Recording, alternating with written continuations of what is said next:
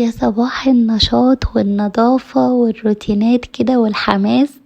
النهاردة كده هنتشجع مع بعض ان شاء الله، فيديو كله كده نشاط وطاقة ايجابية كده ويشجعكم، ولو وراكم حاجة تقوموا تعملوها على طول. النهاردة كده انا هتلاقوا تنظيفة كده للشقة يعني على السريع. بس انا بدأت يومي ده من بالليل. كانت سجادة الأوضة مودي كان موقع عليها كده عصير مانجا، فقلت لا خلاص هي كده كده لازم تتنضف، هي وسجادة المطبخ. حطيتهم بقى كده من بالليل في البانيو يعني مع مية وكده علشان يتنقعوا شوية، وبعد كده بقى بدأت اغسلهم. الخلطة اللي انتوا شفتوها دي انا كنت جايباها من عند بتاع المنظفات يعني، لكن اسكت لا، مسكتش، لازم احط التاتش بتاعي.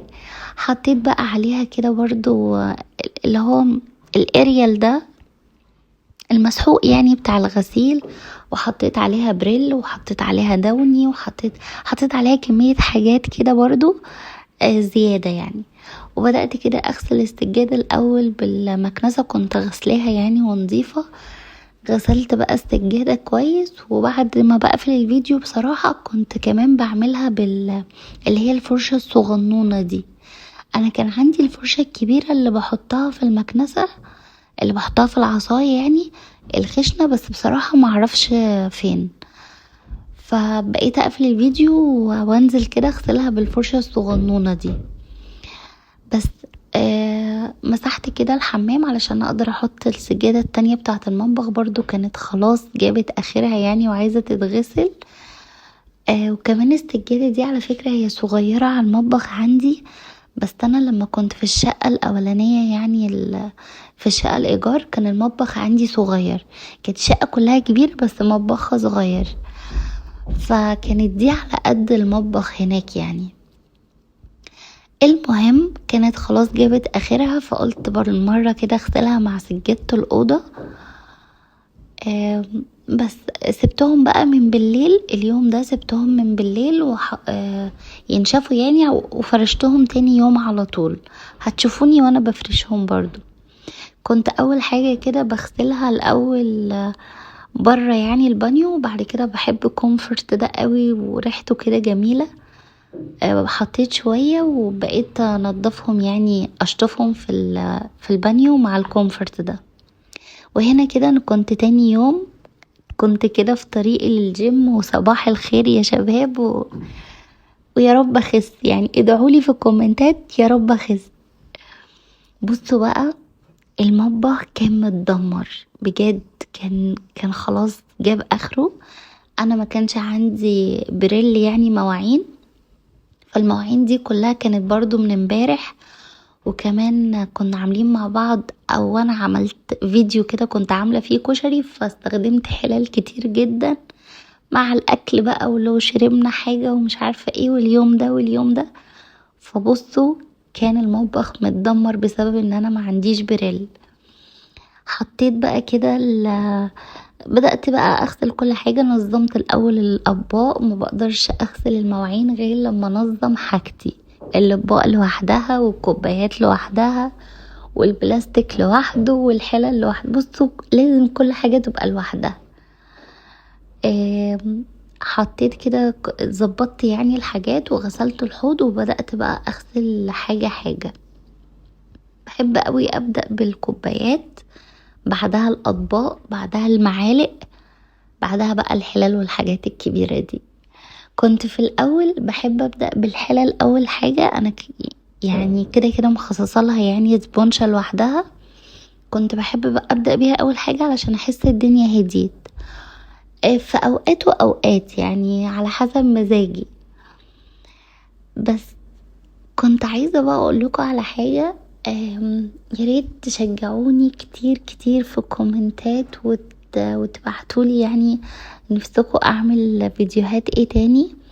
وكمان انا الحمد لله الحمد لله انا عارفة ان انا لسه مبتدئة ولسه يعني في الفيديوهات لسه بتعلم وكده، لكن انا الحمد لله راضية عن المشاهدات بتاعتي، بتجيلي مشاهدات كويسة جدا.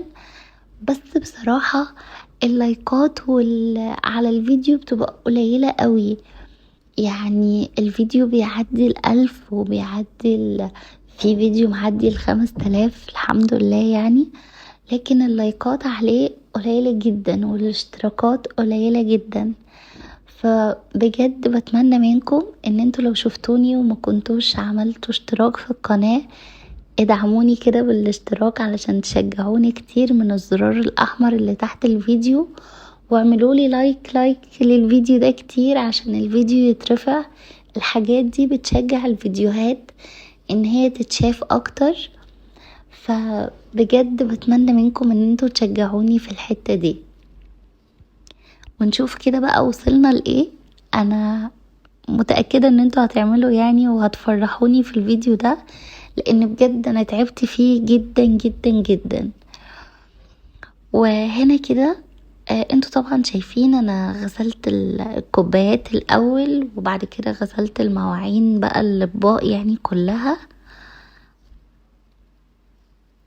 بس ايه اكتر حاجة بتضايقكم في غسيل المواعين غير المواعين نفسها؟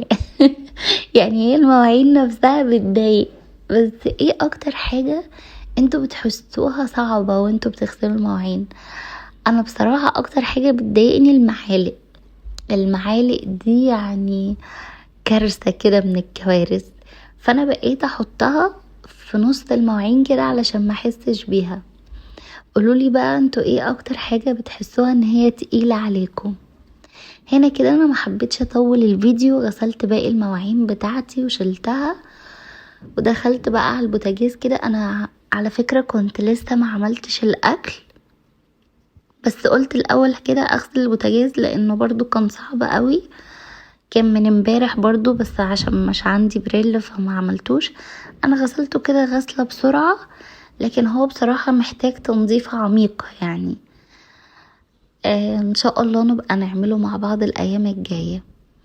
انا كده كده كنت طالبة اصلا سترس اللي هو بتاع الدهون والحاجات دي، لان انا هوريكم كده، مش عارفة هتيجي ولا لا يعني. ان انا التلاجة عندي عشان جنب البوتاجاز، بصوا زعلانة عليها جدا، بقت مليانة دهون ومهما اغسلها خلاص بقت يعني بقت الحاجات بتتراكم عليها.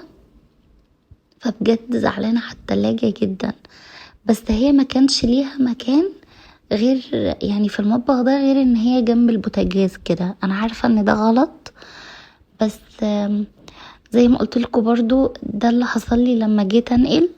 انا كنت عاملة المطبخ اللي هو القطع ده على قد اللي هناك، على قد الشقة اللي هناك. فلما جيت هنا ما بقيتش عارفة ارتب الحاجات. انا عارفة ان لازم يكون في مثلث للمطبخ، الحوض بيكون في جنب والبوتاجاز في جنب، والغسالة او التلاجة في جنب تاني برضو لوحدهم. بس انا اللي حصل لي ان انا ما قدرتش اعمل كده بسبب المطبخ نفسه، القطعتين. فالحمد لله انا هغسل التلاجة برضو غسلة كويسة كده، وهبدأ بقى اظبط احط لها اي حاجة، يعني لازم احط حاجة على الجنب ده. هنا كده انا كنت غسلت البوتاجاز، وشايفين مراية البوتاجاز، اغسليها بسلكة هتشوفي نفسك فيها بجد يعني. انا على طول بعملها بالملمع كل يوم يعني، او كده بعملها بالملمع، لكن لما باجي اغسلها غسلة كويسة بغسلها اللي هو بسلك المواعين العادي ده. بجد بتخلي المراية مراية بتاعة البوتاجاز.